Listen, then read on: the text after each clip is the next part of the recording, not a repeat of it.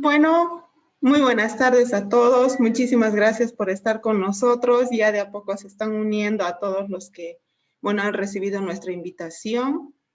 Yo creo que esperamos unos 30 segundos más y damos inicio. Mientras voy a ir compartiendo la pantalla de mi presentación para iniciar este webinar. Bueno, que en realidad es una charla técnica en la que vamos a compartir experiencias. Bueno, yo les voy a mostrar algo de teoría, va a haber una parte práctica igual, pero igual la charla técnica tiene una finalidad de poder compartir experiencias, consultas, algunos casos de éxito, etcétera, ¿ya? Bienvenidos a los que nos están escuchando desde la plataforma Zoom y también a los que se encuentran, bueno, estamos transmitiendo esta charla técnica por Facebook Live, así que muchísimas gracias por eso. Voy a ir compartiendo mi pantalla y voy a habilitar antes a todos. Déjenme un segundito.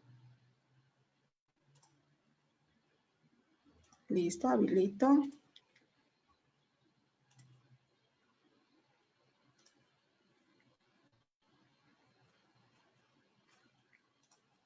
Segundito, por favor. Exacto, ahora sí.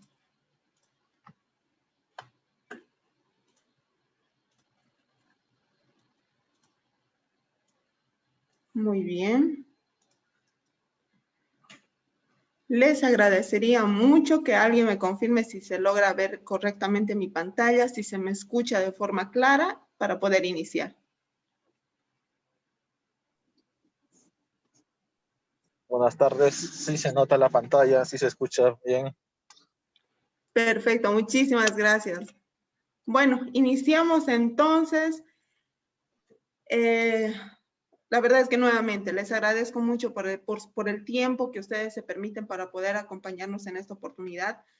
Tratamos de hacer estas charlas técnicas lo más seguido posible y en esa frecuencia nos referimos a casi uno por cada 2 semanas o cada 3 semanas, pero tratamos de presentarles a ustedes temáticas respecto a todo lo que es la gestión de lubricación de excelencia que pueda serles de utilidad y que puedan implementarlo en sus respectivas empresas, ¿no?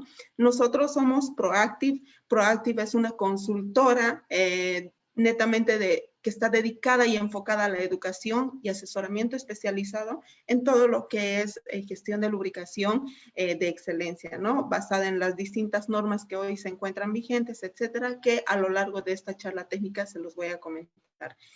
Este es nuestro quinto webinar. Gracias a Dios podemos seguir compartiendo con todos ustedes. Cada uno de los que nos escucha hace posible que nosotros podamos estar todavía acompañándolos.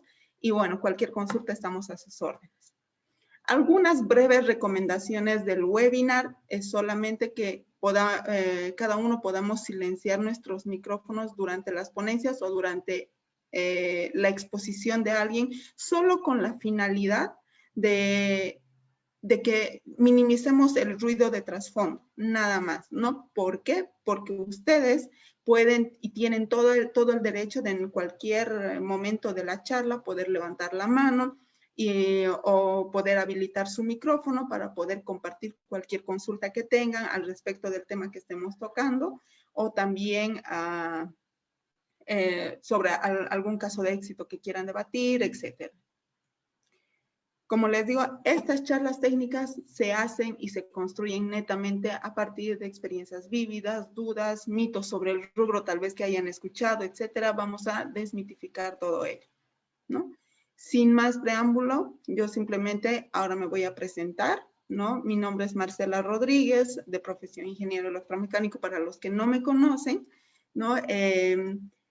En el área soy especialista en gestión de lubricación con certificación como analista de lubricantes nivel 2 por el ICML, ¿no? Que es un ente internacional de certificación, y actualmente miembro de una comunidad de ingenieros de soporte a nivel global, que es la Lubrication Engineer Support. Llevo 10 años de carrera en el área, en todo lo que es gestión de lubricación, la verdad. He tenido la oportunidad de trabajar en empresas usuarias de servicios y productos, ¿no? Como empresas de manufactura, de producción, y también en mis últimos años he podido estar en empresas comercializadoras de servicio y productos que tienen que ver también con todo este mundo de la lubricación. Entonces, estar en los dos roles, ¿no? Me ha permitido a la fecha poder encontrar esos vacíos tal vez que faltan complementarse para que ambos bandos se entiendan y el beneficio de poder incrementar la confiabilidad en la industria boliviana y en realidad en todas las industrias a nivel Latinoamérica es poder que se puedan entender ambos bandos y bueno, que todo ese beneficio pueda ser para ambos, ¿no? Es por eso que estos webinars tratan de llevar ese mensaje educativo hacia todos nuestros oyentes, ¿no? Actualmente, bueno, les presento esta consultora que es Proactive. Proactive es una consultora que tiene 3 pilares fundamentales de servicios. Uno que es el de educación. Tenemos estos webinars gratuitos que, como les decía, este es nuestro 5º webinar gratuito que nosotros presentamos. También prestamos servicios que tienen que ver con todo lo que es el tema de gestión de lubricación, ahí está análisis de aceite, filtración de aceite, asesoramiento, etcétera, y también podemos asesorarlos en temas de implementaciones de proyectos. Cualquier consulta o si quieren conocernos un poquito más, solamente tienen que dirigirse a nuestra página web, que es proactive-consultora.com, y bueno, en esta página ustedes van a poder conocernos de una forma más detallada.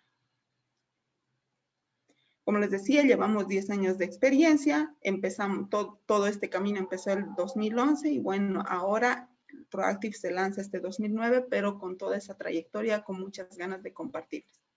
Bien, con esos breves minutos de presentación, vamos a entrar en materia. Este webinar está dedicado a poder compartir todo lo que son procedimientos de tomas de muestra en el área de lubricación y de lubricantes, sobre todo para el análisis de aceites.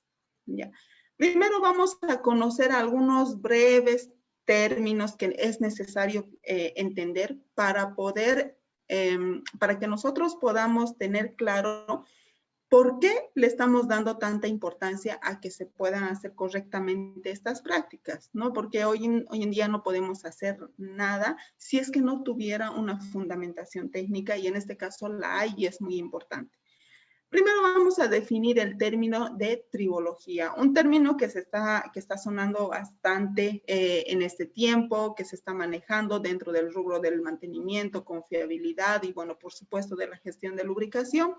La tribología llega a ser una ciencia hoy en día que etimológicamente significa el estudio de la fricción, no solamente bajo la definición etimológica, pero en realidad esta ciencia es un estudio que está relacionado a poder analizar los fenómenos tribológicos.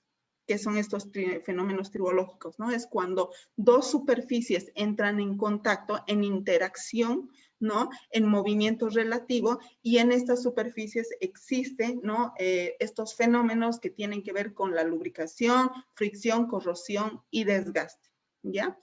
Esta definición así de cortita y simple que les acabo de enviar tiene que ver o es una definición que se adapta a lo que nosotros queremos llegar a estudiar en el campo de la gestión de lubricación, porque en realidad la tribología es una ciencia muy, muy grande que abarca temáticas mucho más allá que de la gestión de lubricación, ¿no? La verdad es que la tribología analiza cualquier tipo de interacción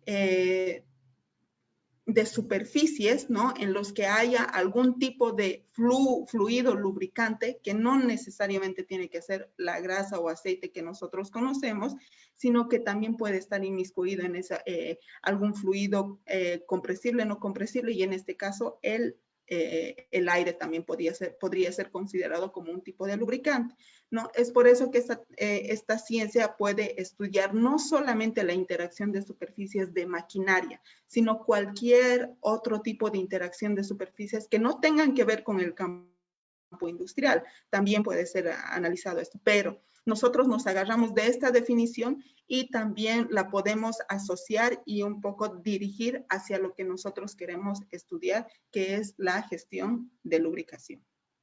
Bien, por cualquier tema, si quieren le pueden tomar ahí un screenshot a la pantalla para que puedan ustedes descargarse, o también nosotros podemos enseguida colocar este link en el que ustedes, si tienen curiosidad de aprender más sobre la tribología, van a poder descargarse todo ese estudio y definición de la tribología realizado en Inglaterra por el doctor Jost. Entonces pueden descargarlo y ahí poder encontrar mayor detalle al respecto.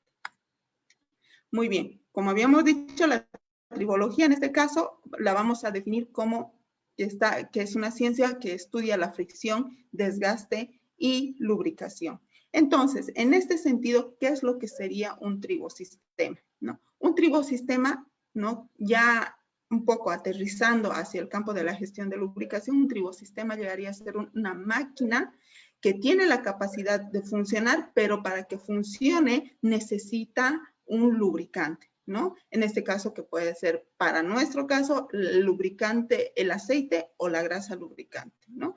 Eso llegaría a ser un tribosistema. Y en realidad un tribosistema, bajo esa definición, es denominada cualquier tipo de maquinaria, porque obviamente necesita lubricante para funcionar. Dentro de estos tribosistemas, en general, existen dos tipos de contactos, ¿ya? Existen los componentes internos de esta maquinaria pueden tener dos tipos de contacto. Uno que es el contacto rodante, ¿no? Y otro que es el contacto deslizante. Ahora vamos a ver cuál es la diferencia entre ambos, ¿no? En el contacto rodante, ¿qué es lo que quiere decir? En realidad significa o está dirigido a definir aquellos elementos cuyas superficies giran en contra de otras, ¿ya? En ese sentido, estas superficies se giran o ruedan sobre otra superficie, y a esta película, ¿no? Se denomina película, a esta película que se forma entre el lubricante y las bolillas se denomina película elastohidrodinámica, ¿ya? Esta película elastohidrodinámica llega a tener un espesor promedio de entre 0.5 a 1.5 micrones. Imagínense ese tamaño, ¿no? O sea, realmente es totalmente invisible a lo que el ojo humano puede llegar a percibir. Entonces, solamente para terminar de aterrizar la definición, un contacto rodante se da cuando una superficie tiene un contacto puntual. Miren, si este es un rodamiento, ¿no? Y por dentro tiene una bolilla, ¿no? Como elemento rodante, entonces este contacto es puntual, ¿no? Es un punto el que entra en contacto con la superficie sobre la que rueda. Y si fuera un rodillo, entonces ese contacto sería una línea, ¿no? En este caso. Si todos estamos de acuerdo, entonces lo entenderíamos o podríamos categorizarlo de esa forma. Recordemos, esta película elastohidrodinámica tiene este espesor entre 0.5 y 1.5 micrones. Ahora, el contacto deslizante es un tanto distinto, ¿no? El contacto deslizante son superficies que se deslizan una sobre otra superficie, ¿no? Y bueno, a esta película lubricante, vamos a aprovechar estas imágenes extraídas del blog de Noria Corporation.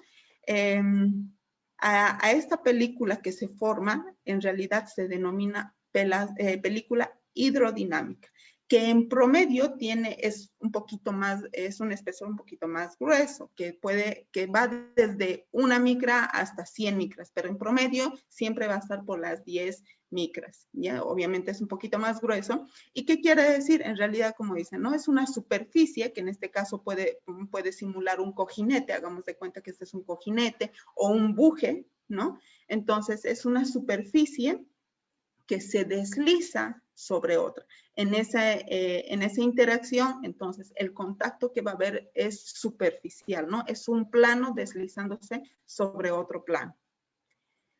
Bien, con esas dos definiciones principales habiendo quedado claras, ¿no? Vamos a pasar al por qué, ¿no? De a poco vamos a ir llevándonos hacia el por qué queremos estudiar y es importante un correcto procedimiento de toma de muestras. Si se dan cuenta, ¿no? Antes de pasar a esto, miren, estamos hablando de que el ojo humano puede percibir un tamaño mínimo de 40 micras, no puede llegar a observar un tamaño menor. Entonces, si nosotros o si una partícula entra en nuestro rodamiento, que puede ser hasta de 10 micras, 20 micras, etcétera, ¿no? Entonces, es suficientemente agresivo como para producir o iniciar la falla de nuestro rodamiento.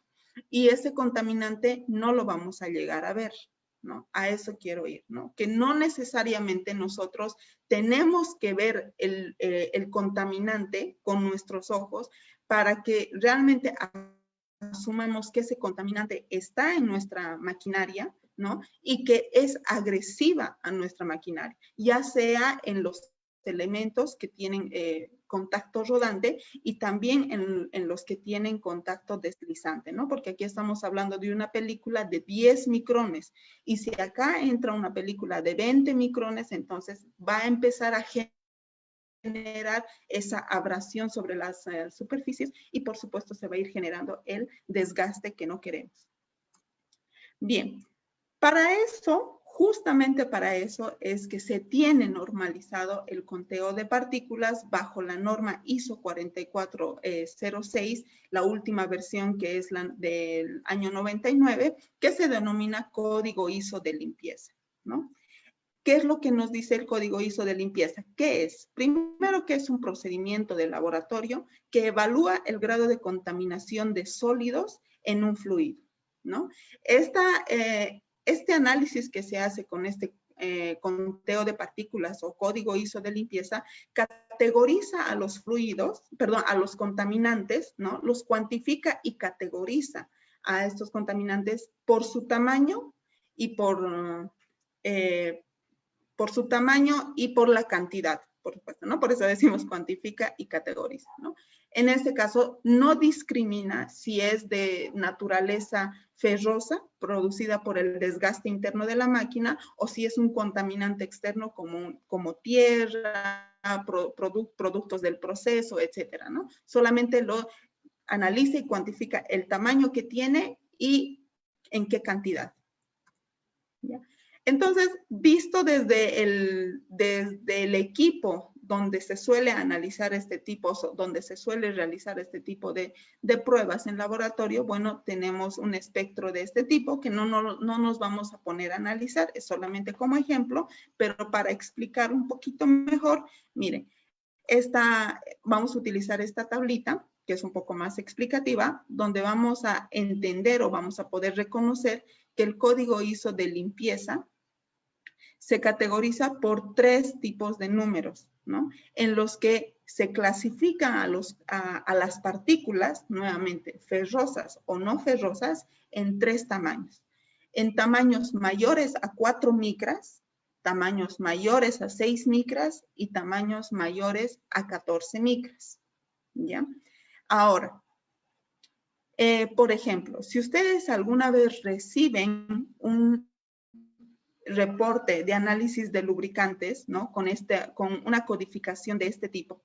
Utilicemos este ejemplo, 18, 16, 13. Lo que quiere decir en realidad es que se tiene, por ejemplo, si nos dice 18, quiere decir, nos vamos a esta tablita, ¿no? Y analizamos dónde está 18. Número de rango, 18. ¿Qué quiere decir? Que tengo una cantidad de partículas mayores a 4 micras que se encuentra dentro de este rango, entre 1300 y 2500 ppm. ¿Ya? Eso quiere decir lo propio para el 16. El 16 encontramos y quiere decir que tengo una cantidad de partículas mayores a 6 micras entre 320 y 640 ppm. ¿ya?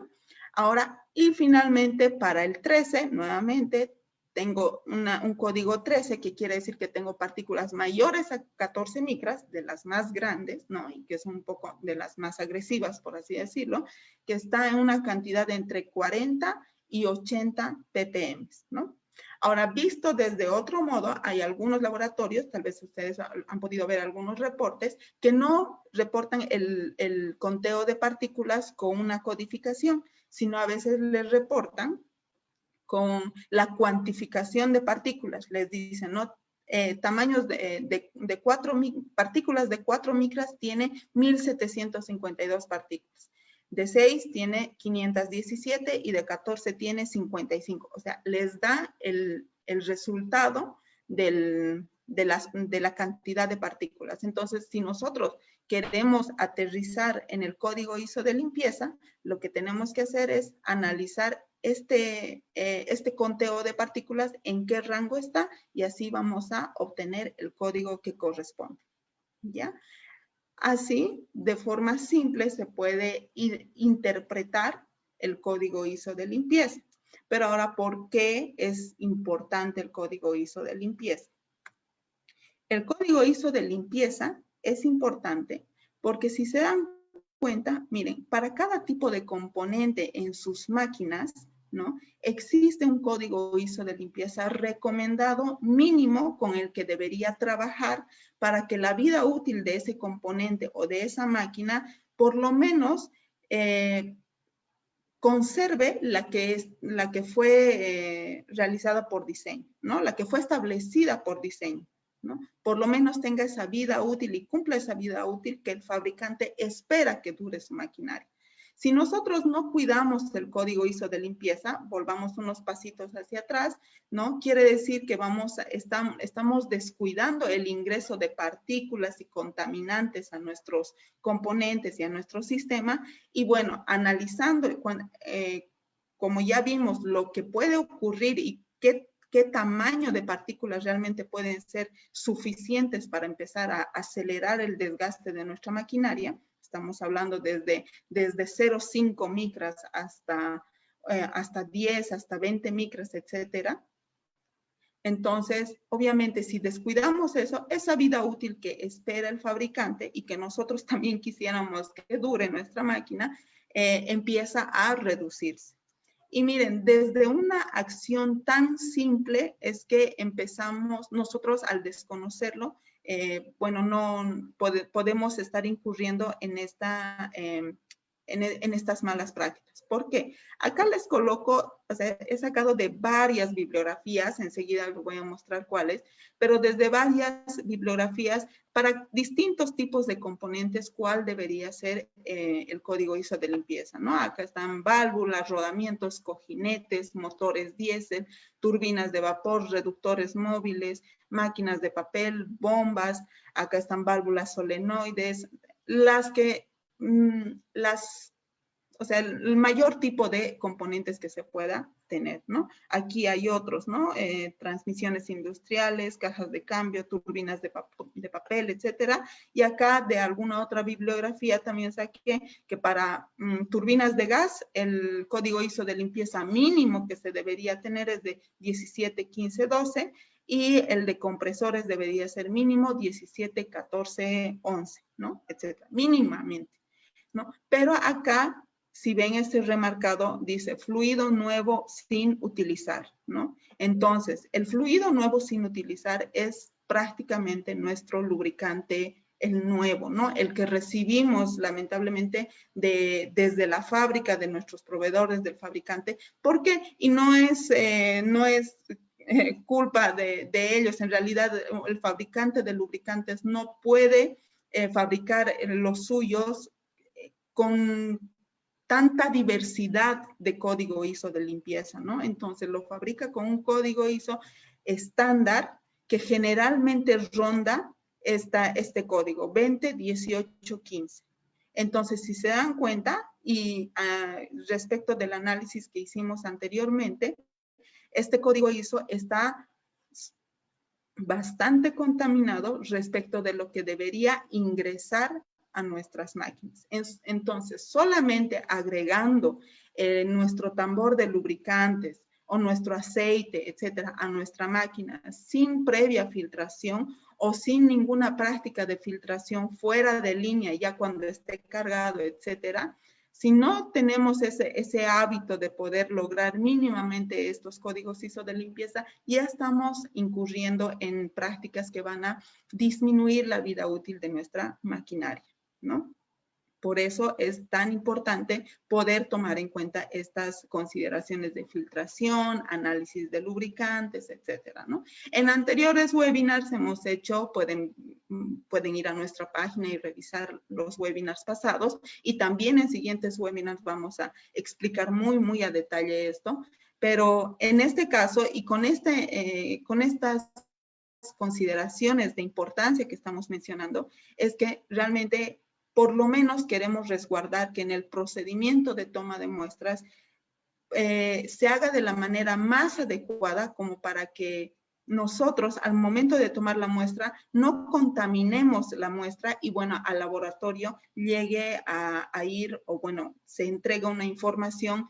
Realmente el laboratorio solamente va a hacer el análisis y a nosotros nos va a llegar una información que no va a ser cierta o no, que no va a ser válida sobre el estado de nuestra máquina, ¿no? Porque nuevamente no necesitamos ver, no es necesario que tengamos que ver el contaminante para saber que está ahí, ¿no? Y que es agresivo para nuestra maquinaria. Ahora, ya hemos visto que mínimamente deberíamos resguardar este código ISO de limpieza para que trabajen bien o para que mantengan la vida útil para las que fueron diseñadas nuestras máquinas y componentes, ¿no? Pero si nosotros damos un pasito más y no solamente llegamos a este código ISO de limpieza recomendado, sino lo mejoramos, ¿no? Podemos obtener beneficios grandes sobre la vida útil de nuestra maquinaria. Y esta es una tablita, ¿no? De extensión de vida útil de la maquinaria, ¿no? En la que se observa que si nosotros tenemos un código ISO de limpieza actual, ¿no? Y lo mejoramos hasta cierto código ISO de limpieza, entonces vamos a tener prolongaciones, duplicaciones, triplicaciones e incluso multiplicar hasta 10 veces la prolongación de vida útil de la maquinaria, no del aceite, de la maquinaria. Nuevamente, porque con el concepto que acabamos de explicar, estaríamos cuidando a nuestra máquina de esos agresivos mínimos, ¿no? Internos, partículas de desgaste interna, partículas externas, etcétera. Estaríamos evitando que esos lleguen a perjudicar el desgaste y la integridad de las superficies de nuestra máquina. Entonces, ¿cómo se interpreta básicamente esta tablita? Es que si nosotros tenemos un código ISO de limpieza, por ejemplo, agarremos este ejemplo que está marcado, perdón, voy a colocar mi punterito. Tenemos un código ISO, vamos a omitir el código para 4 micras, ¿ya? Se va a sobreentender a fines explicativos. Vamos a asumir de que mejorando el código a 6 micras y a 14 micras, que serían de los más grandecitos, por ende más agresivos, ¿no? Si nosotros lo mejoramos, miren, desde un código X 4 micras, ¿no? X 2118 hasta un código X 1613, ¿no? Estaríamos logrando un incremento de vida útil de la máquina, ¿no? Si esta mejora la mantenemos en el tiempo, estaríamos logrando un incremento de vida útil entre 3 a 4 veces, ¿no? Bueno, va aparte desde 2, 3, 2.5, bueno, en todo caso desde 2 a 4 veces la vida útil de la maquinaria, ¿no? Así es más o menos, en realidad es así como se interpreta esta tablita y es como nosotros podríamos identificar realmente el beneficio, primero de resguardar la vida útil diseñada de la máquina y también de que tenemos la posibilidad de ampliar la vida útil de esa máquina, ¿ya? Acá hay otro ejemplo, ¿no? Que tenemos un X para 4 micras, X 1512, ¿no? Y lo mejoramos a X 129, ¿no? Dependiendo la máquina, ¿no? Esto no es acelerar o mejorar el código ISO así porque sí, hay que analizar la máquina, hay que ver en qué medida se puede ir mejorando paso a paso y demás, no hacerlo de golpe porque implementar un sistema de mejora de limpieza muy de golpe realmente puede ser costoso y eso no es lo peor, sino puede que no sea sustentable en el tiempo, ¿no? Entonces, lo ideal siempre va a ser iniciar de a poco, ir mejorando código a código de a poco y hacer que se vuelva un hábito, como cualquier cosa, hacer que se vuelva un hábito e ir percibiendo los beneficios. En este ejemplo, como les decía, desde X1512 hasta X129 podemos alcanzar un incremento de vida útil, ¿no? Desde 1.5 hasta 2 veces la extensión o prolongación de la vida de la maquinaria.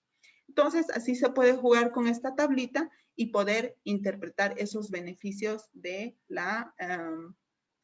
poder nosotros empezar a tener hábitos de limpieza en nuestra maquinaria. ¿Ya? Bien, acá hay una tablita solamente para terminar de complementar, esto extraído de Whitman, que es que los sistemas hidráulicos, y entre los sistemas hidráulicos también, porque trabajan con fluidos hidráulicos, están los compresores, máquinas herramientas, transmisiones de fluido hidráulico, etcétera. O sea, todos aquellos que trabajen con fluidos hidráulicos son los más susceptibles a la contaminación, ¿no? Son los que más pueden ser afectados, ¿no? Por el tipo de precisión que trabajan internamente, los gobernadores, válvulas, convertidores, controladores, etcétera, son componentes muy, muy susceptibles a que puedan ser agredidos por un contaminante, ¿no? Así que en este caso, analizando solamente a este tipo de sistemas, acá tenemos una tablita un poco más específica en la que, bueno, tenemos distintos códigos ISO de limpieza actuales con los que tal vez podríamos estar trabajando cada uno de nosotros. Eso lo podemos verificar en los reportes de nuestro análisis de aceite. Y bueno, aquí podemos, ¿no? Si, por ejemplo, tenemos actualmente un 23, 21, 18, ¿no? Así, o sea, bastante contaminado, ¿no? Pero de a poco mejoramos a un 20, 18, 15, ya vamos a obtener una duplicación, en este caso de la vida útil del sistema, ¿no? Ahora, si mejoramos de a poco y alcanzamos un 19, 17, 14, podríamos lograr una triplicación de la vida útil del sistema. O sea, este análisis ya es más específico para sistemas hidráulicos y está basado en casos de éxito. No es un cálculo, una derivación, etcétera. Esto está basado en casos de éxito que han lanzado estos estudiosos grandes en el mundo para poder demostrarnos que realmente ponerle un poquito de importancia al análisis, bueno, al conteo de partículas y a la limpieza en el aceite de nuestra maquinaria, tiene sus grandes beneficios. Muy bien. Con todo ese preámbulo, creo que la reflexión a todo eso es que nosotros tenemos que empezar a considerar de que los contaminantes, nuevamente, agresivos para nuestra máquina, no son visibles para nosotros. Muchas veces, voy a aprovechar de una vez mi botelloncito, y disculpas, a veces yo he visto, ¿no? Que me dicen, no, pero yo tengo mi muestra aquí y parece limpia, me dicen, ¿no? Entonces, no parece tener ningún tipo de contaminante. Nuevamente, eso no depende del que está viendo la muestra, ¿no? Sino realmente hay que recurrir a estas herramientas más tecnológicas porque nosotros no vamos a percibir el contaminante que sí va a hacer daño a nuestra maquinaria. Bien, entonces, un proceso de análisis de lubricantes, más o menos, ¿por dónde va? O sea, esto no es letra muerta ni es como todos lo realizan. En realidad, esta es la forma en la que nosotros trabajamos bajo estos procedimientos, estos pasos que nosotros hacemos, el análisis de lubricantes para nuestros clientes, y obviamente está en coordinación con un laboratorio que está certificado por la 17025. Entonces, iniciamos por la toma de muestra. Segundo paso, se realiza el registro de equipos, ¿no? En la plataforma del laboratorio. Después después de registrar los equipos, se hace el envío al laboratorio. Recuerden siempre, por favor, que en lo posible el laboratorio al cual van a utilizar ustedes tenga esa garantía certificada de la precisión de resultados, de sus resultados en sus reportes de análisis de aceite, ¿no? Siempre hago esta analogía, ¿no? Es que los que tienen vehículo propio, si cada uno de ustedes va a una gasolinera a cargar combustible a sus vehículos y ve que la gasolinera no tiene, ¿no?, el logo ahí de calibración de ese dispensador de combustible, entonces uno ya desconfía de que le puedan estar dando de más o de menos, en todo caso, de combustible y nosotros estemos pagando más por algo que no nos están entregando. Entonces, esa desconfianza de precisión se resguarda, o hago esta analogía en el tema del laboratorio, ¿no? Entonces, tener un laboratorio que cumpla con esta certificación o que cumpla con la norma ISO 17025, nos va a garantizar que los equipos están calibrados, que la gente está capacitada, que los resultados son precisos, etcétera, ¿no? Entonces, la información que se nos va a entregar a nosotros, obviamente va a ser un poco más confiable, va a tener mucha más confianza para que nosotros podamos entender a nuestra máquina. Luego del envío del laboratorio, nosotros pasamos al análisis de muestras, ¿no? Bueno, en realidad el laboratorio ya pasa a realizar el análisis de muestras, ¿no? Que prácticamente es el análisis físico-químico del lubricante, ¿no? El estado del lubricante, la salud del lubricante, cómo está su viscosidad, cómo está sus aditivos, etcétera. Esta es la salud del lubricante. También el laboratorio tiene que enfocarse en determinar qué tipos de contaminantes externos hayan ingresado a nuestra máquina, que estén agrediendo a nuestros componentes. Eso también lo tiene que identificar. Y si ya ha pasado todo eso, si ha habido algún tipo de desgaste, también el laboratorio nos tiene que dar ese reporte de el nivel de desgaste que tiene esa maquinaria, ¿no? Si está dentro de rangos aceptables, porque el desgaste es natural, recordemos, ¿no? El desgaste es natural, es inevitable, pero siempre hay la manera de prolongar ese desgaste y que ese desgaste siempre se mantenga en esa evolución natural.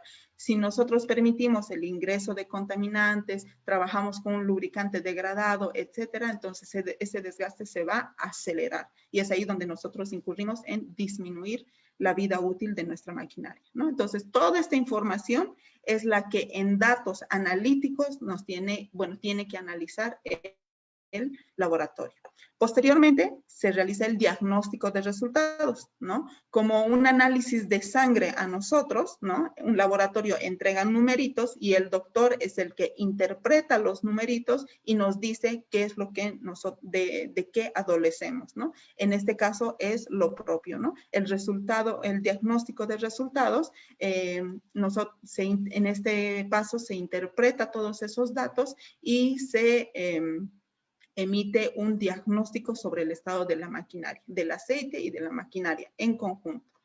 Se procede a remitir los informes y finalmente se realiza un seguimiento y control al historial de todos esos análisis, a los indicadores que se han realizado o que se están siguiendo, si se está cumpliendo en algo, si se está incumpliendo en algo, etcétera, o qué objetivos los usuarios de la maquinaria quieren alcanzar. Todo eso se debate entre proveedor del servicio de análisis de aceite y el cliente final para encontrar ese acuerdo común en las acciones, ¿no? A tomar sobre esa máquina para el bienestar de ese equipo. Bien, ahora en este webinar vamos a ver esta parte, la toma de muestras, con todos esos preámbulos que hemos ido haciendo. De a poco estamos aterrizando en un tema más específico y en este caso es la toma de muestras, ¿no? Para este caso, la selección de puertos de muestreo, ¿no? O sea, el lugar por donde vamos a colectar la muestra es muy importante, ¿no? Nuevamente, ¿por qué? Porque los contaminantes que se encuentran dentro de la máquina pueden estar asentados, pueden estar suspendidos, etc. Bien. Primero, antes de confundirnos, vamos a vamos a clasificar un poco qué tipo de sistemas es el que nosotros podemos llegar a encontrarnos y a tener que muestrear, ¿no? Están los sistemas estacionarios, ¿no? A eso nos referimos con este tipo de sistemas que, bueno, tienen el lubricante contenido en un tanque, por así decirlo, en este caso una caja reductora, puede ser un sistema hidráulico, etcétera, ¿no? Puede ser, en este caso también está el tema del motor, ¿no? Tenemos esos sistemas estacionarios, ¿no? Que tienen distintos puertos de muestreo por el cual nosotros podríamos considerar la toma de muestra, ¿no? En este caso, hagamos de cuenta este esquema del engranaje industrial que muchos conocemos, ¿no? Muy utilizado en nuestra caja de engranajes. Podemos tomar, o generalmente, a veces se toma del puerto de purga, ¿no? Y a veces, incluso como se ve en este caso, cuando no tenemos ningún, o no se puede por el puerto de purga, lo tomamos del puerto de carga. ¿Cuáles son las desventajas de utilizar este tipo de puertos, ¿no? En el puerto de purga hay una desventaja y es que al fondo de la caja de engranajes, ¿no? Siempre se va a sentar todo el contenido de agua, contaminantes, lodos, que los aditivos vayan a atrapar, ¿no? En el lubricante y los van a llevar al fondo de la máquina. Entonces, si nosotros tomamos la muestra del puerto de purga directamente, ¿no? Vamos a estar tomando una muestra de ese lodo, ¿no? Concentrado en la base. Entonces, eso es lo que no queremos porque nos va a dar una muy falsa información sobre el estado de la máquina. Si queremos aprovechar el puerto de purga, nosotros lo que tenemos que hacer es incorporar un puerto de muestreo, pero internamente acoplar un tubo de pitot de acero inoxidable, ¿no? Que vaya a prolongar, ¿no? Que la toma de muestra no se realice del fondo de ese tanque, de ese contenedor, de esa caja de engranajes, etcétera, ¿no? Sino que ese tubo pitot sea extendido hacia una ubicación más intermedia por donde el lubricante realmente sea representativo del estado de la maquinaria, ¿ya? Entonces, eso es lo que nosotros tenemos que hacer si queremos aprovechar el puerto de purga como puerto de muestreo, ¿no? Tenemos que instalar este puerto de muestreo, pero sí o sí el tubo de pitot. En el caso de que, otra alternativa en todo caso, ¿no? Otra alternativa sería utilizar un puerto intermedio.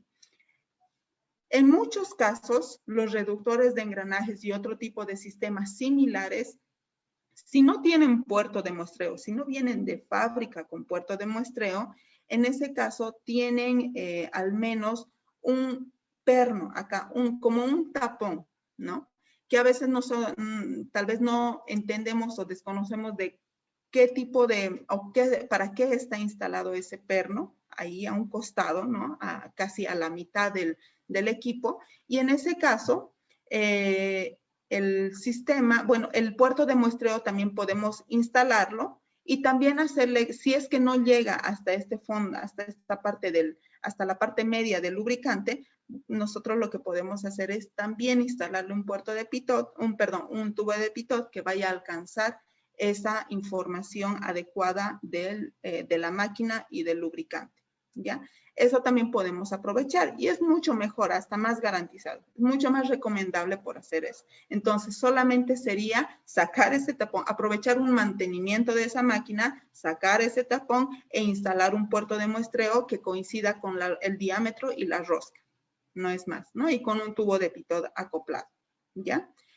¿Cuál es la desventaja? Si se dan cuenta de que nosotros utilizamos siempre el puerto de carga. A veces, para salvar el momento, ¿no? Tenemos que utilizar el puerto de carga de aceite con una bomba de vacío, ¿no? Y a través de una manguera extraer la muestra de aceite. La desventaja es que cuando nosotros metemos la manguerita por este puerto, no sabemos, ¿no? Si puede, hasta qué altura está ingresando la manguera, ¿no? Si Si en todo caso nosotros la primera vez estamos tomando del fondo, si después estamos tomando de la mitad del lubricante, si estamos tomando apenas de la superficie, ¿no? Entonces, todo el tiempo vamos a tener unos resultados bastante variables, ¿no? Sobre del estado de la máquina, ¿no? Porque no sabemos de dónde, hasta qué punto todo el tiempo estamos ingresando la manguerita de toma de muestra, ¿no? En ese caso, esta alternativa de toma de muestra, por lo menos la consideramos como una alternativa de emergencia mientras se realiza esta incorporación de puertos de muestreo, ¿no? Justamente porque este tubo de pitot va a hacer que siempre tomemos la muestra del mismo lugar, ¿no? Y por lo tanto el resultado siempre sea representativo, haya una tendencia, una evolución coherente del estado de la máquina, etcétera, ¿no? Si no, la verdad es que es muy probable de que los resultados de la máquina con este método de toma de muestra vayan a variar constantemente y no tengamos las tendencias que quisiéramos nosotros encontrar, ¿no? Bien, la otra alternativa, ¿no? Es que nosotros, si tenemos el hábito, si dentro de nuestras prácticas de mantenimiento predictivo, proactivo en este caso, si realizamos filtraciones fuera de línea u offline, como lo quieran llamar, ¿no? Entonces, y no tengamos ningún puerto de muestreo, obviemos el uso del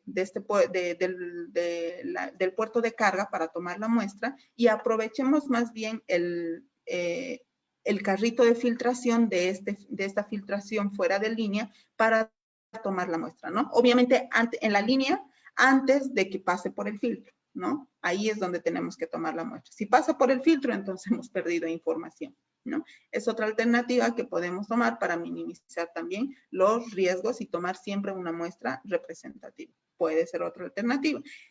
Todas esas alternativas son para el caso de sistemas estacionarios. Otro tipo de sistemas estacionarios, nuevamente estas imágenes de Noria, ¿no? Son contemplados cuando nosotros tenemos que monitorear o tomar una muestra del tambor de lubricantes. Primero, recuerden, para analizar las propiedades del lubricante, cuando recibimos del almacén, ¿no? Cuando recibimos del proveedor, entonces poder analizar que esas propiedades sean correctas, que estén dentro de los rangos que nosotros esperamos como lubricante nuevo, etcétera, ¿no? Tomar las muestras del tambor también nos va a dar el dato de qué código ISO de limpieza tiene este tambor y si coincide o al menos está acorde con lo que pide mi equipo. Generalmente, por no decir en el 100%, pero en el 99%, como les había mostrado en las tablas, no coincide, el del tambor es un poquito más contaminado, pero este análisis nos va a dar ese resultado en caso de que lo hagamos, ¿ya? Otro tipo de sistemas estacionarios que se suelen encontrar en otro tipo de industrias, sobre todo los que manejan grandes volúmenes de lubricantes, son los reservorios de toneladas de lubricantes, ¿no? O de bastantes litros. En este caso, miren, este ejemplo es de 15,000 litros de lubricante. En ese caso, cuando se tenga ese tipo de componentes, hay que instalar puertos de muestreo en distintos niveles para ir monitoreando que el almacenamiento de este tanque, del aceite en este tanque, se mantenga correcto, que el aceite esté guardando sus propiedades y su limpieza para que pueda ser distribuida a la maquinaria que corresponde.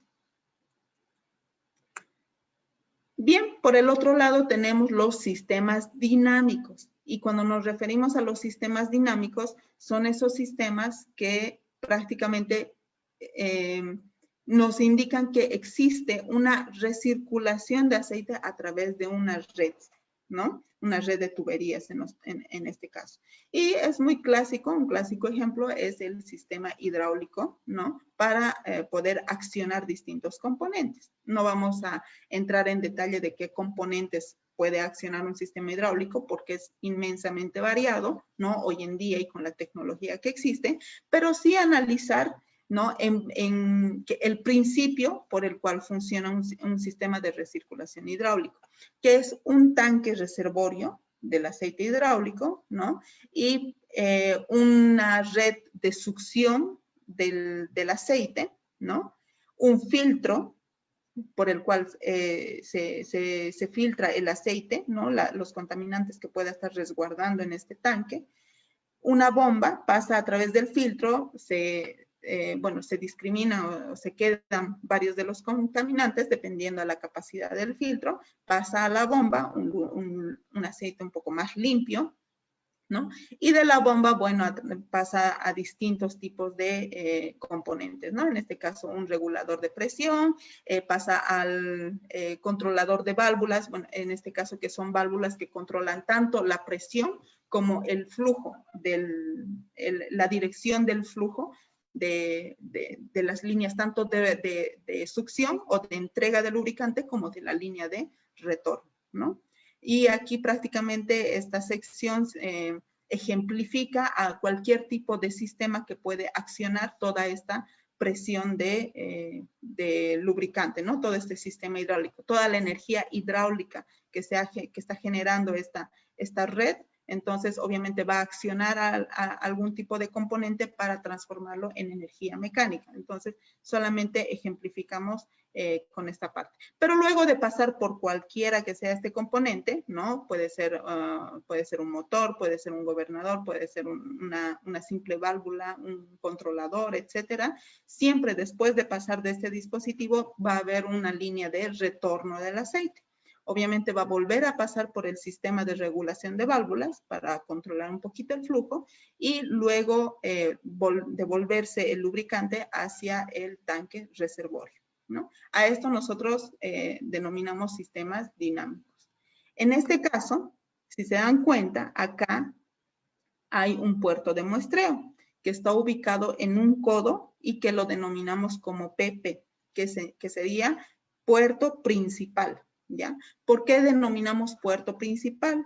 ¿Por qué? Porque si se dan cuenta, primero está ubicado en un codo, ¿no? Porque se supone que por teoría de Bernoulli, ¿no? En este caso, ¿no? De la teoría de conservación de energía de Bernoulli, flujo turbulento, etcétera. En el codo es donde mayor turbulencia se genera a la hora de recircular un flujo, ¿no? Entonces, en el codo, obviamente, instalando un puerto de muestreo, se va a generar esa turbulencia, entonces se va a poder, o que va a significar como una mezcla de los contaminantes, y en ese punto, obviamente, se va a generar se va a poder captar de mejor manera la muestra del lubricante, ¿no? ¿Y por qué se llama principal?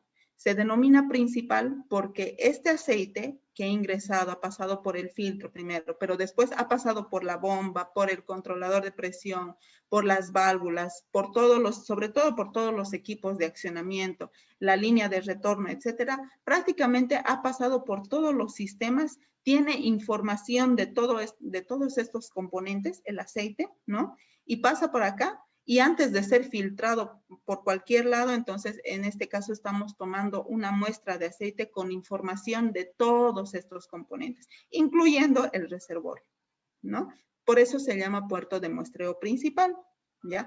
Siempre este puerto de muestreo tiene que estar antes de cualquier filtro. A veces este filtro, dependiendo de la configuración, lo suelen instalar, ¿no? Antes de volver, o sea, en la línea de retorno y antes de ingresar al reservorio, o sea, en esta parte.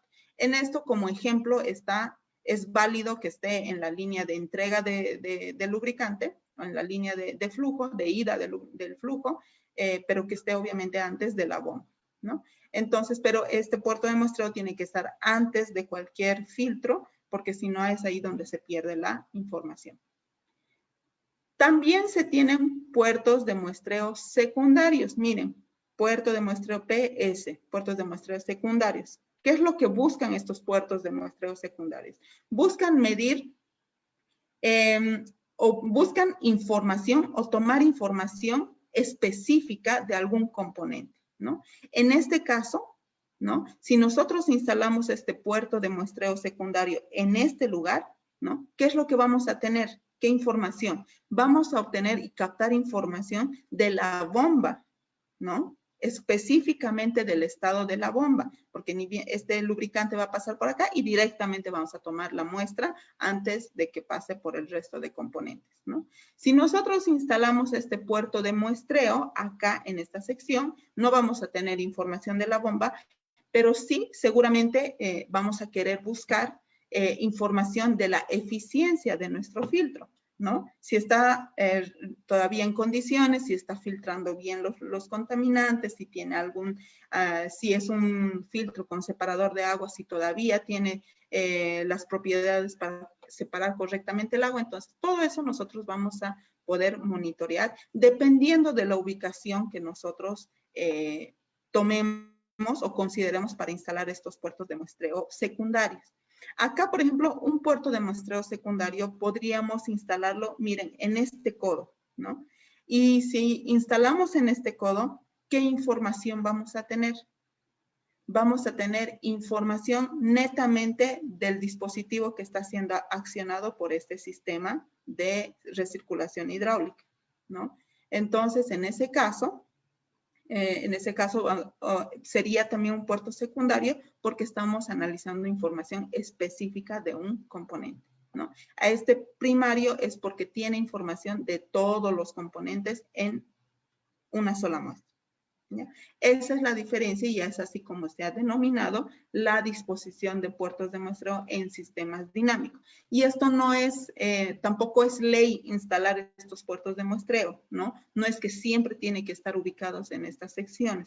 El puerto de muestreo principal tal vez sí, ¿no? Siempre considerar instalar mínimamente un puerto de muestreo principal para poder recolectar información, monitorear información de todo el sistema hidráulico, porque es importante, pero los puertos secundarios va a ser en función al usuario, al que maneja la máquina, ¿no? En función a qué es lo que le conviene medir, cuál de estos componentes es crítico para el usuario, para el cliente, y quiere realmente y siente que vale la pena medir porque por cualquier tipo de criticidad que considere, ¿ya?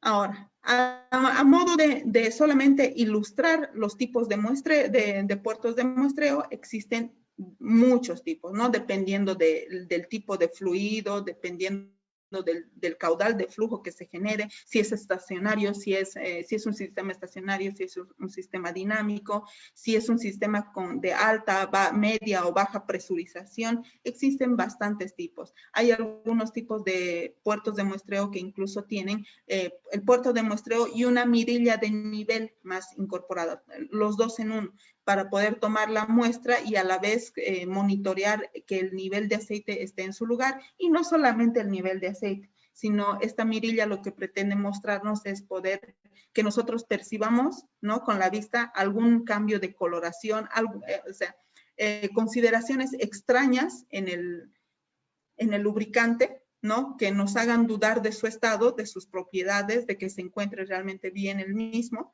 y que, bueno, toque monitorear ese lubricante, ¿no? Entonces, existen demasiados. Generalmente, cuando ustedes consideren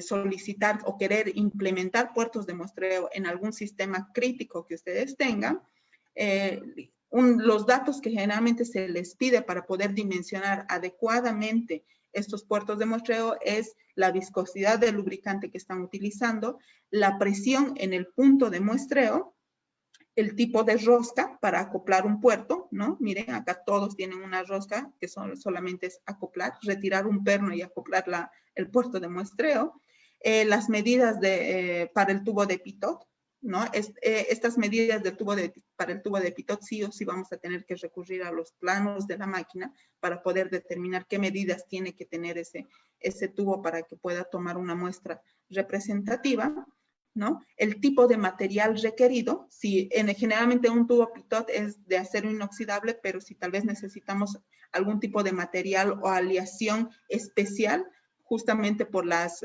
consideraciones de la maquinaria, ¿no? Y también si necesitamos alguna conexión extra.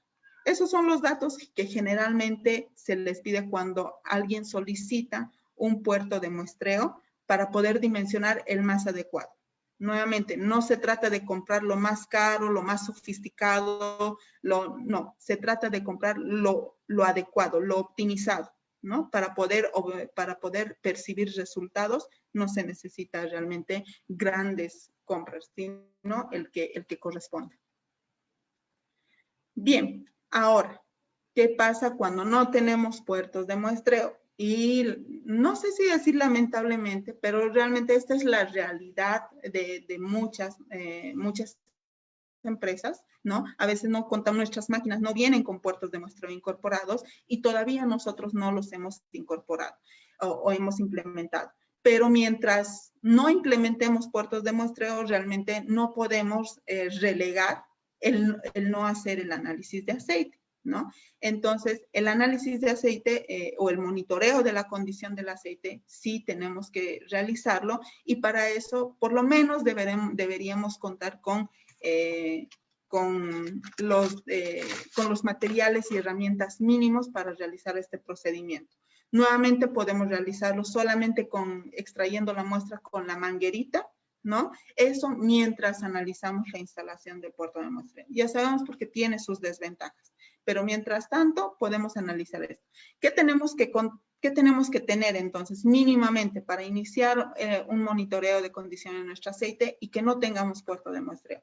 Necesitamos una bomba de vacío, ¿no? Necesitamos, bueno, me voy a guiar por esta en realidad, una bolsa Ziploc para poder, miren, para poder proteger el frasco, ¿no? El frasco de muestreo de cualquier tipo de contaminante a la hora de tomar la muestra, ¿ya? Una manguera de succión que es bastante estandarizada, la verdad es que hay muchos proveedores de todos estos materiales, ¿no? Un conector rápido, en el caso de que tengamos puerto de muestreo y tengamos que utilizar brevemente, no, me voy a demorar haciendo eso, pero podemos tomar con la muestra con la bomba de vacío y también acoplarlo a un puerto de muestreo, ¿no? Para eso necesitaríamos el conector rápido al puerto de muestra y el puerto de muestreo. Pero obviando esos dos datos, como decíamos, necesitamos obviamente el botellón de toma de muestra, que generalmente es de 100 ml, ¿no? Para la mayoría de los equipos convencionales, es a excepción de turbinas. Para turbinas y por el tipo de análisis que se les realiza, 100 ml es insuficiente. Se necesita generalmente 2 litros de muestra del aceite que el laboratorio necesita para hacer pruebas como el ruler, como el RPBOT, como la prueba sí, el RPBOT, la prueba de oxidación, etcétera, ¿no? O sea, muchos de estos. Y bien, el botellón de muestra, a modo, esto con fines para que ustedes los conozcan, el botellón de muestreo, antes de que nosotros lo abramos al medio ambiente y lo liberemos, está diseñado y tiene una clasificación de limpieza, ¿ya? Se clasifica en limpia, super limpia y ultra limpia, ¿no? ¿Cuándo es limpia? Es limpia cuando tiene, bueno, el número de partículas mayores a 10 micras dentro del botellón de toma de muestra es de 100 partículas. Estamos hablando de máximo 100 partículas mayores a 10 micras. O sea, aquí ya hay hasta 100 partículas dentro, sin abrir. Si es un botellón caracterizado como estándar limpio. Si es súper limpio, acá sin abrir, ¿no? Sin abrir ya tiene 10 partículas mayores a 10 micras por mililitro. Y si es ultra limpia, tiene una partícula mayor a 10 micras, ¿no? O sea, así como está cerrado, como nos los entregan, ¿no? De cuando lo solemos comprar, ya tiene partículas. Y a eso nosotros muchas veces incurrimos en este error de abrirlo, ¿no? Y ahí ya, bueno, no, ni qué contar con cuántas partículas ya tiene, ¿no? Y lo exponemos al aire, más en nuestras empresas en las que está al aire libre, con contaminantes, en cementeras, en mineras, ni qué decirlo, ¿no? Así que realmente ahí ya tenemos mayor contaminación de la que ya tienen, ¿no? Entonces, esto más bien respalda lo que mencionábamos hace un momento, que no necesitamos ver el contaminante para saber que ya está aquí adentro, ¿ya? Bien, para este caso, entonces, vamos a entrar en una práctica, ¿ya? De cómo tomar la muestra, o más o menos cómo nosotros nos hemos adaptado a tomar la muestra en el caso de, ya sea de tener un puerto de muestreo y demás, pero con la bomba de vacío, cómo nosotros deberíamos considerar o recomendamos tomar la muestra. Esto no es letra muerta, esto nosotros se puede normalizar, se puede tomar otras acciones, todo, pero siempre buscando el bienestar de la muestra para que no se contamine, para que no le ingrese esas partículas que nos vemos y nos dé resultados que no hacen referencia al estado real de la máquina. ¿Ya? Vamos a entrar en esa práctica. Creo que hay antes una pregunta en el chat. Pueden hacernos algunas preguntas. Bueno, Johnny, ¿cómo está? Bienvenido. Si quieren también en cualquiera, en Zoom o en Facebook, nos pueden hacer alguna pregunta que quieran antes de entrar a esta última parte que es hacer la práctica. Johnny nos dice, ¿las bombas de vacío son desechables? No, no son desechables, ¿no? En realidad duran bastante. Nosotros tenemos 2 y ya prácticamente esto nos viene durando un poquito más de un año, ¿no? Pero eso tiene, esto tiene fin. Las bombas de vacío no son descartables. Lo que es descartable es el botellón, es la bolsa de Ziploc, las mangueritas, etcétera, ¿no? Eso es lo que vamos a ver ahora. Bien, no sé si hay alguna otra pregunta. Si no, voy a dejar de compartir la pantalla por un momento para que se vea mejor. Buenas noches. Edilbert, ¿cómo Sí, está? buenas Bienvenido. noches. Gracias. Quería hacer una consulta sobre las muestras de un sistema, ¿no? Con muestra principal y tomas secundarias. Entonces, ¿cuál representativo o cuál prioridad sería, digamos, hacer en un punto principal que un secundario? Porque yo, si es que quiero ver de un equipo específico, no me va a dar un buen dato, digamos, ¿no? Del sistema en sí, pueden ser varios componentes, como en este caso. Entonces, pienso que como sistema es una referencia, ¿no? O es un Efectivamente, dato Edilbert. preciso para... Ahí le doy la razón, perdón, pensé que, perdón por haberle cortado, pero le doy la razón. O sea, esto no es, como les decía, no es que esté sellado y que sea una recomendación que se tenga que seguir sí o sí. O sea, mucho va a depender de que nosotros analicemos nuestra máquina, analicemos las condiciones de operación de nuestra máquina, la criticidad que tiene la máquina en general, y algún componente interno. ¿Qué tal si esta bomba, por ejemplo, es muy crítica, realmente no puede fallar porque prácticamente es la que le da vida al sistema hidráulico? Entonces, tal vez usted quisiera implementar el puerto de muestreo principal con la información de todo y también el puerto de muestreo secundario para la bomba. O tal vez, o sea, entiendo su pregunta en el sentido de que también usted quisiera priorizar el instalar el puerto de muestreo directamente en la bomba, ¿no? Para poder medir el estado del equipo, ¿no? Porque usted lo considera crítico, o sea, priorizar. Pero obviamente que usted priorice la instalación del puerto de muestreo en una sección donde mida solamente la bomba, no quiere decir que deje de ser un puerto secundario. Es un puerto secundario que usted está priorizando su implementación porque le es crítico, y después tal vez puede instalar un puerto principal que va a medir todo el sistema. Pero lo recomendable en realidad, instalar el puerto de muestreo principal es una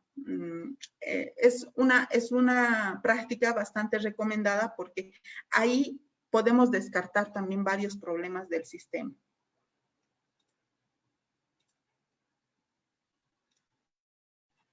¿Ya? Muchas gracias. Gracias, Edilbert, a usted nuevamente, Edilbert. A ver, tenemos otra pregunta. Bueno, no veo bien, bueno, en realidad no veo el nombre, pero dice, hola, buenas noches. En mi caso, yo muestreo equipos Komatsu y CAT diferentes componentes. ¿Ya? O sea, me imagino que tiene distintos puertos de muestreo para muestrear cada uno de esos componentes. Tal vez entiendo en ese sentido. Y no está perfecto, ¿no? Si tiene equipos Komatsu, en realidad.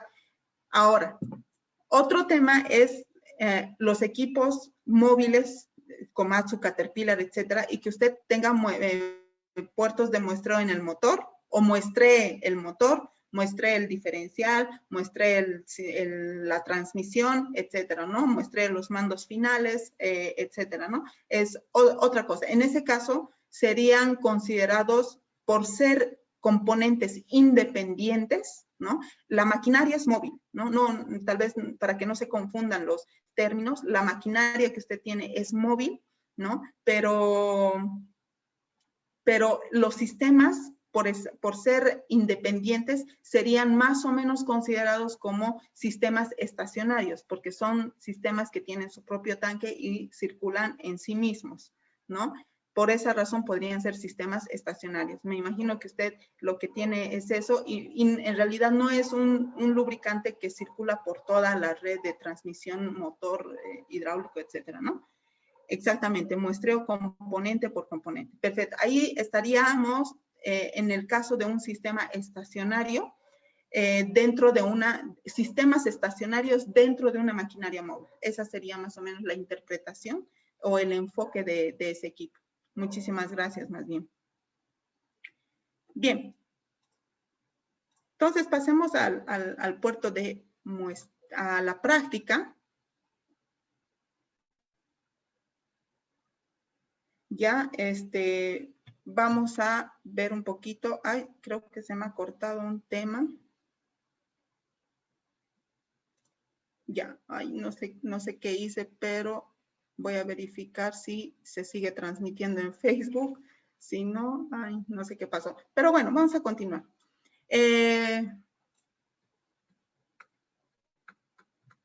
Bien, estábamos acá. Voy a dejar de compartir. Espero que se esté transmitiendo todavía en Facebook. Sí, creo que se está transmitiendo, solamente que he perdido mi señal en mi celular, lamentablemente. Bien, en este caso, ahora, quiero que por favor vean lo que tenemos que hacer generalmente es que con los materiales que nosotros hemos mencionado que se deberían contar, bueno, en realidad son, en este caso, yo les mostraba esto, que son generalmente los más comunes que en algún momento hemos logrado ver, ¿no? De este tipo, igual de 100 ml, ¿no? Y también tenemos de otro modelo que es igual de 100 ml con la misma rosca, etcétera. O sea, no nos dejemos confundir solamente con el formato, ¿no? La única diferencia es que desde nuestro lado, como Proactive, nosotros utilizamos este modelo. Nada más, eso quiere decir, ¿ya? Después tenemos el compartimiento, bueno, un portador del botellón de muestra, ¿no? Esto sobre todo sirve para que cuando nosotros tomemos la muestra, lo resguardemos en el portador, ¿no? Lo sellemos bien y lo enviemos al laboratorio. Porque muchas veces, la verdad, y eso se los pongo como experiencia, lamentablemente cuando enviábamos solamente el botellón de muestra, el courier nos los devolvía hasta 3 veces. Nos decía, no, que la aduana pide que lo asegure más, que le ponga más papel absorbente, más materiales así de tipo absorbente, etcétera. Entonces, había mucha molestia. Entonces, esas molestias, más allá de hacer nueva documentación, etcétera, es tiempo, ¿no? Y lo que nosotros queremos siempre es optimizar el tiempo, ¿ya? Entonces, tenemos el puerto de muestreo, ¿ya? Y tenemos el botellón de muestra. Ahora también después vean que tenemos la bolsita de Ziploc, ¿no? Y, bueno, en todo caso, la manguerita y la bomba de vacío. Muchos ya deben conocer este procedimiento, ¿no? Pero es bueno recalcarlos para aquellos que tal vez no lo han visto, ¿no? Y que en realidad es una alternativa para cuidar a la muestra de cualquier contaminación externa al momento de tomar la muestra, ¿ya? Porque eso es muy recurrente. Después tenemos información o sea, el reporte de análisis de aceite nos sale con algo con lo que no queremos encontrarnos y no es veraz sobre la máquina, ¿no? Entonces, lo que nosotros tenemos que hacer cuando hacemos este procedimiento es agarrar cuando nos entregan, ¿no? Nos entregan y no lo abran, ya saben, o sea, así cerrado como nos entregan, ya tiene 10 partículas mayores a 10 micras. Estas son de categoría limpia, ¿ya? Estas las que solemos. Estas azules son de categoría súper limpia, ¿ya? Entonces nosotros lo que tenemos que hacer es no abrirlo, ¿ya? Y meterlo en la bolsita de Ziploc, ¿ya? Cerramos muy bien la bolsa de Ziploc, ¿ya? Cerramos bien completamente, ¿no? Y no la abrimos todavía, ¿ya? Lo que vamos a hacer es agarrar nuestra bombita, ¿no? Y bueno, cuando nosotros quitemos ya dentro de la bolsa, ¿no? Quitemos la tapa dentro de la bolsa, ¿no? Vamos a quitar la tapa.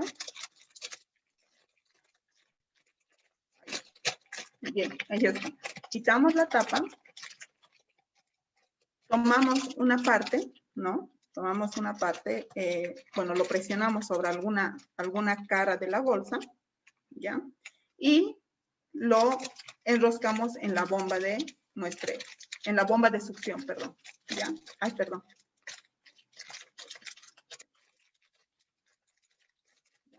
Entonces, vean que está ya completamente unido de esta forma, ¿no? Una vez, ya teniendo la muestra segura, miren, no está entrando contaminantes todavía por ningún lado, entonces agarramos la manguera y lo colocamos en la bomba, ¿no? Ingresamos por donde tiene que ingresar y rompemos la bolsita, ¿ya? Rompemos la bolsita adentro, no sé si se ha escuchado, ingresamos un poquito la manguera y apretamos, obviamente para poder sellar que no ingrese aire a la manguera y que se pueda succionar correctamente. Bien, y ahí nosotros agarramos esta manguerita y colocamos en el equipo, ¿no? Insertamos en el equipo, o bien, bueno, todavía nosotros no lo tenemos a la mano, bueno, no lo tenemos acá, lamentablemente, pero acá, si tiene un puerto de muestreo, lo que se hace es que si ya se tiene un puerto de muestreo, acá al final de la manguera se le acopla el conector, ¿no? Y lo que se hace es conectar, acoplar ese conector con el puerto de muestreo y succionar. Y si no, bueno, lo que se hace es insertar la manguerita y, bueno, succionar, ¿ya? Una vez que nunca llenen, por favor, al 100% el botellón, no se llena, ya déjenlo máximo a 2/3 del botellón, el nivel de aceite colectado. ¿Por qué? Porque cuando le llega esto al laboratorio, el laboratorio lo que tiene que poder hacer es sacudir un poco el frasco y remover las partículas, ¿no? Que se han asentado durante el viaje, remover todas esas partículas y poder, ¿cómo se llama? Poder tener un mejor análisis de todo, tanto de las partículas como del estado del aceite, ¿ya? No lo llenen, ¿ya? Entonces, una vez que se ha conectado que se ha colectado la muestra, retiramos la manguerita, ¿no? Abrimos nuevamente este taponcito, retiramos la manguera, ¿no? Y con mucho cuidado lo derramen, retiramos la bomba de vacío y sin sacar de la muestra, todavía ya está acá, vean, dentro de la bolsita, ¿no? Colocamos, cerramos el botellón de muestra, ¿no? Lo cerramos.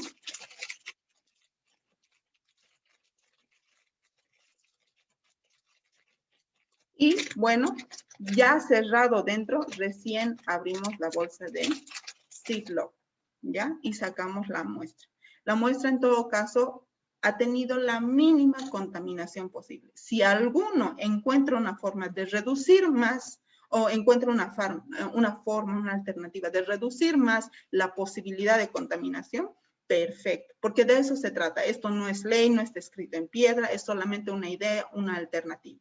¿ya? Una vez que tienen la muestrita, la colocan en su portamuestreo y bueno, lo envían al laboratorio. Es completamente sellado y bueno, no, antes escriben bien correctamente los datos que pide en la etiqueta, ¿no? Como es la fecha, las horas del aceite, las horas de la máquina, nombre de la máquina, si ha habido algún relleno durante este tiempo, algún relleno de aceite, si han habido cambios de filtros, ya la etiqueta más o menos pide qué datos se tienen que llenar, ¿no? O en algún caso, como el nuestro, también se les envía unas papeletas donde se puede llenar de forma más cómoda tal vez los datos. Entonces lo que pueden hacer, sugiero, ¿no? Porque ya esto depende de cada uno, lo envuelven dentro del puerto de muestra de esta papeleta después de llenarla y bueno, lo meten ahí, ¿ya? Y lo envían al laboratorio. ¿Ya? Esa es una alternativa que nosotros sugerimos, que queríamos compartírsela, más que todo porque muchos nos los han preguntado. Es parte del curso que nosotros estamos dictando. Todo lo que hemos dicho en este webinar la verdad es que es una pequeña parte del curso que estamos dictando sobre análisis de lubricantes, fundamentos técnicos, logísticos y estratégicos del análisis de lubricantes. Entonces, pero sí, esto es importante compartirles con todos ustedes porque es una práctica que puede ayudar no solamente a ustedes, no solamente sobre todo a su máquina, a resguardar su máquina, ¿no? Así para no confundir el término. Pero eso es lo que queríamos comentar. No sé si tienen alguna pregunta, les voy a intentar, había algunas preguntas en el Facebook, voy a intentar de nuevo, si no voy a responder por favor terminando la transmisión a todo lo que estaba. Y no sé si acá en el Zoom existe alguna consulta sobre esto.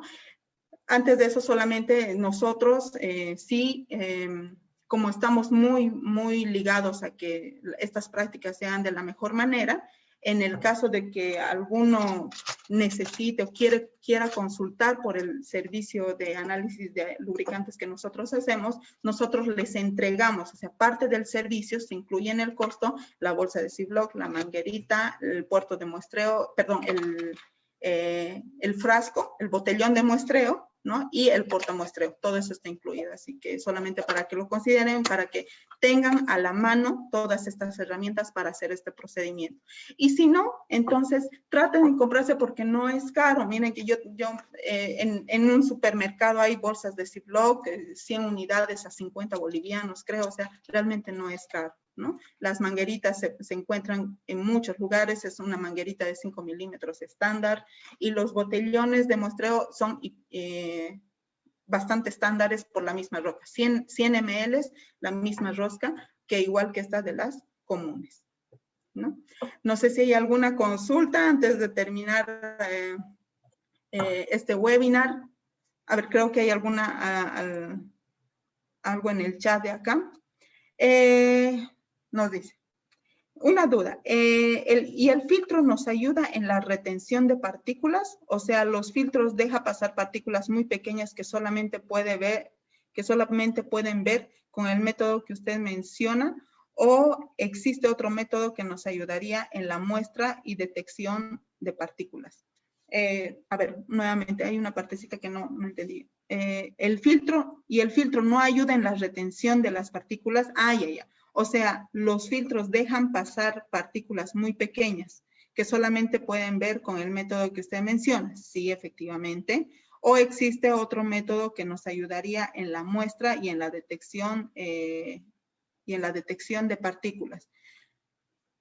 Bueno, los filtros en realidad, obviamente, la idea también del muestreo del análisis de lubricantes es también validar que si hay un desgaste o una contaminación, una tendencia de contaminación y desgaste en crecimiento, ¿no? Es poder ver todo eso. Si existe esa tendencia, entonces nosotros ya tenemos que empezar a indagar cuáles pueden ser las circunstancias que están afectando a nuestra máquina para que se esté desgastando cada vez más, para que esté ingresando más contaminante. Los filtros no son los únicos. Más bien lo que queremos ver con el análisis de aceite es justamente validar de que el filtro se encuentre en buenas condiciones para poder retener esas partículas, ¿no? Pero obviamente dentro del resto del sistema, ¿no? Antes de filtrarse, ¿no?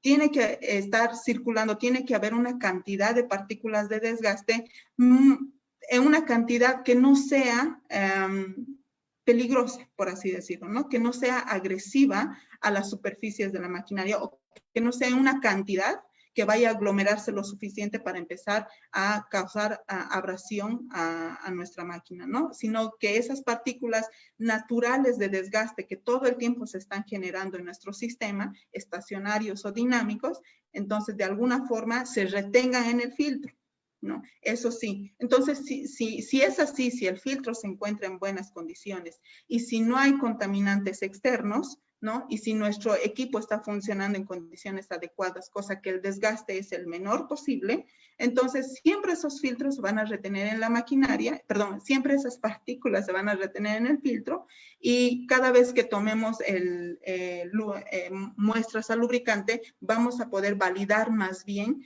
que nuestra máquina se encuentra en buen estado.